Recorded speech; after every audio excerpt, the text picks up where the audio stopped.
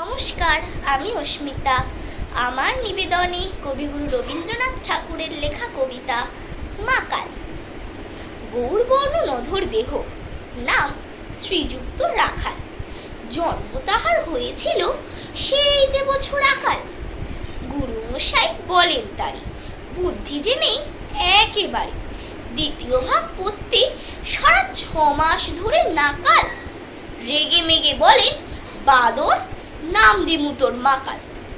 নামটা শুনে ভাবলে প্রথম বাকিয়ে যুগল ভুরু, তারপর সে বাড়ি এসে নৃত্য করলে শুরু। হঠাৎ ছেলের মাতন দেখে সবাই তাকে শুধায়, এ কি? সকল কিসে জানিয়ে দিল নাম দিয়েছেন গুরু। নতুন নামের উৎসাহে তার বক্ষ দুরু দুরু। কোলের পরে বসিয়ে দাদা বললে কানে কানে, গুরুমশাই গাল দিয়েছেন, বুঝিস নে তার মানে?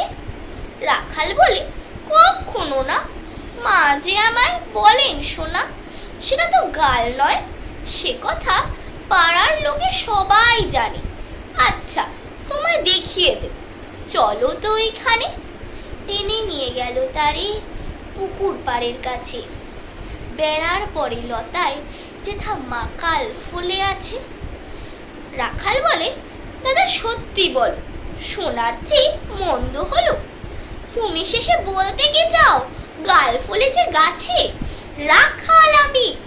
রাখাল দুহাত তুলে নাচে। দোয়াত কলম নিয়ে ছুটে, খেলতে নাহি চায়।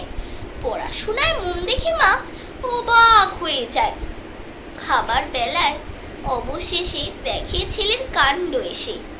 মেঝের পরে ঝুঁকে পড়ে খাতার পাতাটায় লাইন টেনে লিখছে শুধু মাকাল চন্দ্র রায়।